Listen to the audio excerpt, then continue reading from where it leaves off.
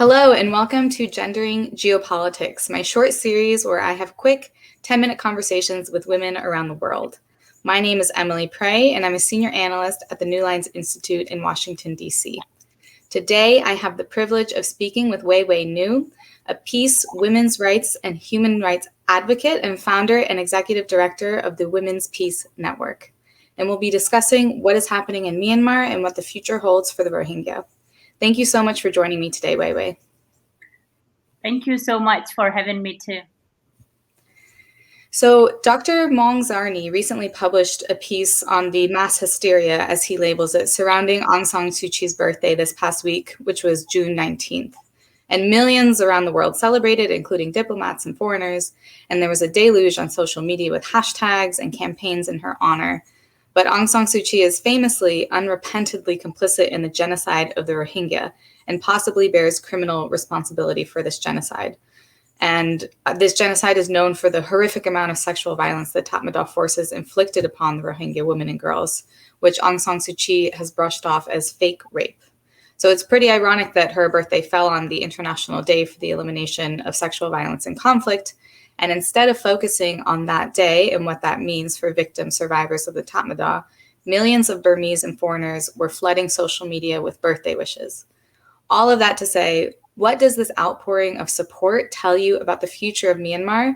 And do you believe there really will be fundamental and systematic change in the national unity government? Or are people stuck in this cognitive dissonance where they acknowledge and even apologize for the Rohingya genocide, while at the same time still adoring Aung San Suu Kyi and supporting members of the NLD?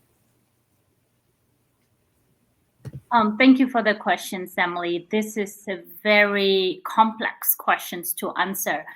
To understand the Burmese politics, I think it is critical to look into the different dynamic political history and the political dynamic inside Myanmar. Otherwise, it would seem quite complicated to understand or to answer your such question. To me, I'm going to share my perspective on this solely.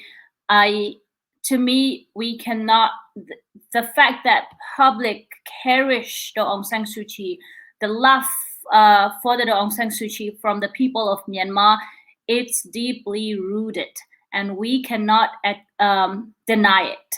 And it will not go away anytime soon. So that's the truth. So people will celebrate her birthday for a long time, and people will continue to love her for a long time. And also,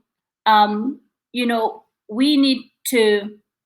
There is a dilemma that the democracy movement, a certain part of democracy movement today having.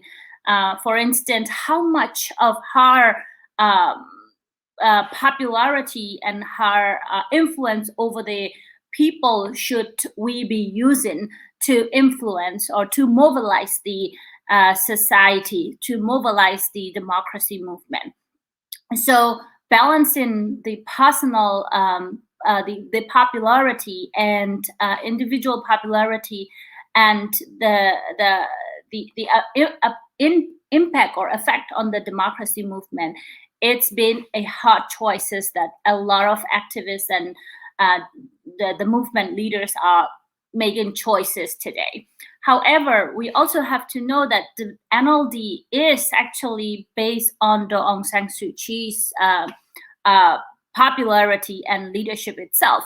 And within the NLD party, National League for Democracy Party, majority of the party members love her so much and followed her words. And the party itself is very individual, one-person centric party.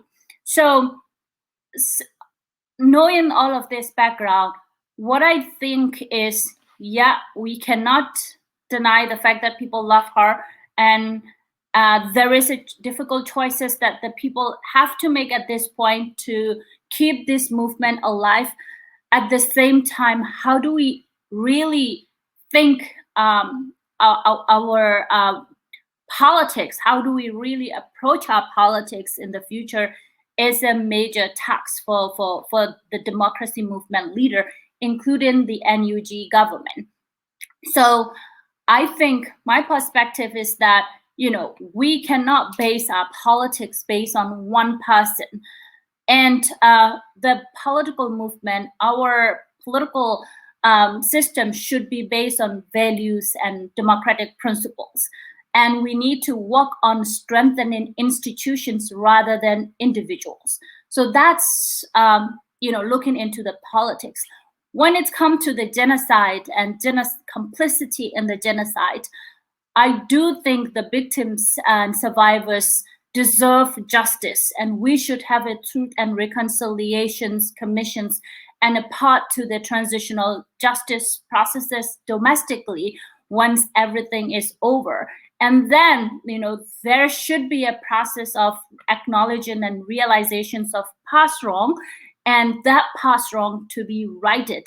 All the individuals and leaders accountable and responsible for the genocide should be held accountable. I think you make a really good point that we need to strengthen the institutions over the individuals, and that's a very powerful statement. And I hope that we see that happening in the future. So on June 3rd, the National Unity Government released their policy position on the Rohingya. What are your thoughts on that statement? Did they go far enough, or were there other things that you would have liked to have seen there? So when CRPH was founded and when National Unity Government was founded, I do believe that a lot of the leaderships in the lawmakers in CRPH and the members of the NUGs understand the seriousness of the Rohingya issue, but they were slow to take actions, and they were slow to engage with the Rohingya community. While they started engaging with the other ethnic communities and started to bring people together to support the National Unity Government.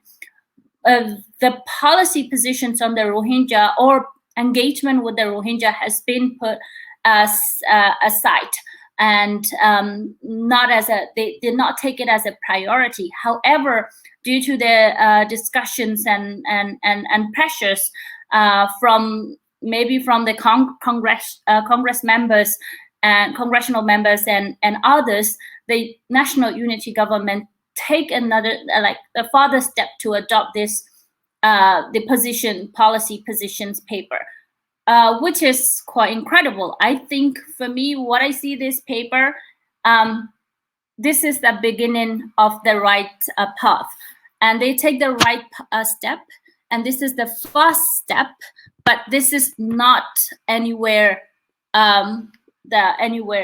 near to where we need to be going.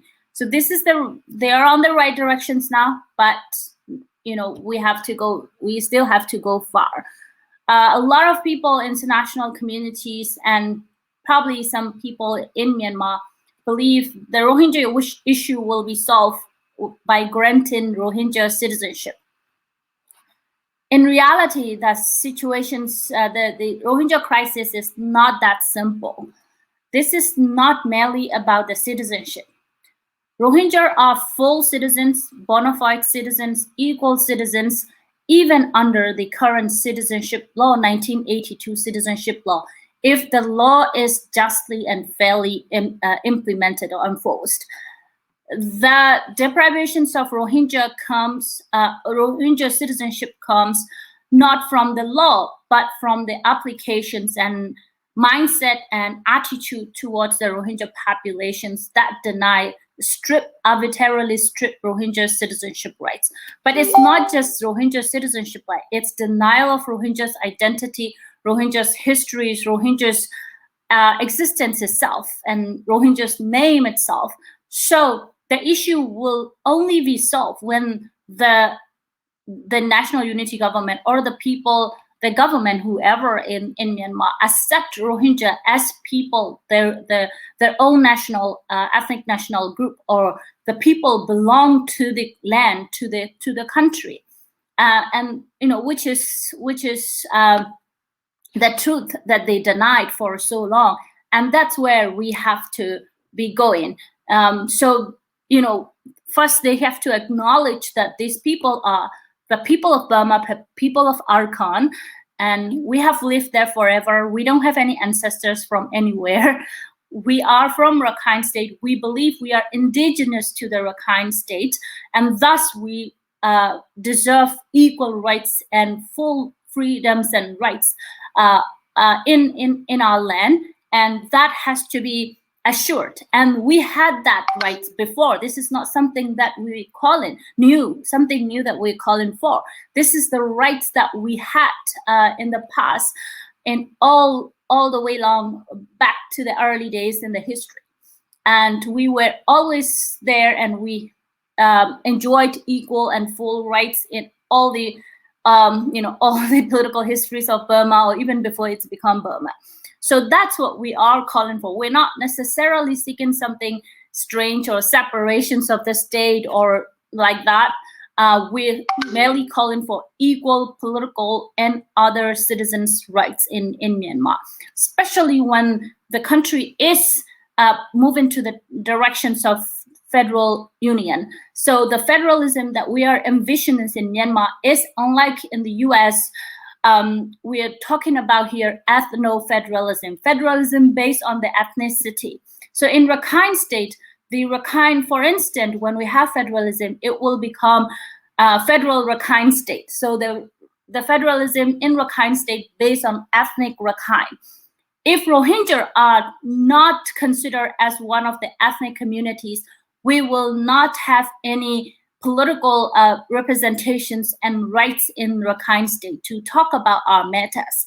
Then we will be continuously seen as second-class citizens and continue to face discriminations. And that's where the key of the Burmese politics is. And that's where we have to go and discuss deeply. It's not just about citizenship. Okay, we can 1 million plus Rohingya can apply citizenship and may become citizens, with the current processes or a so-called path to democracy, but it does not guarantee assured Rohingyas' existence or group-like rights or collective rights of the Rohingya in our own state. And thus we will continue to face discriminations. So it is critical for the national unity government now to take a further step and to acknowledge that Rohingyas' rights as it is, as a people of Myanmar, and assure Rohingyas' futures in the Federal Democratic Union, and engage Rohingya in the political processes, including the democracy movement, including involvement in the national unity government. Our people have been there always. We were politically very active social group, ethnic group in Burma. We were involved in all Burmese democracy movement, the independent movement, to all these political processes. And now we have to be together to to build our country together. I think those are a lot of really good, valid points. Of course, the country cannot solve the genocide by giving the Rohingya citizenship when they already, as you say, exist on that land. They are citizens of the country. So hopefully the National Unity Government moving forward will continue on this path and give the Rohingya the rights that they already have, that they deserve. And we can see a better future for Myanmar. I want to thank you so much for coming on Gendering Geopolitics, Wai Wai. This has been really wonderful talking to you, and I just thank you so much. Of course, thank you very much.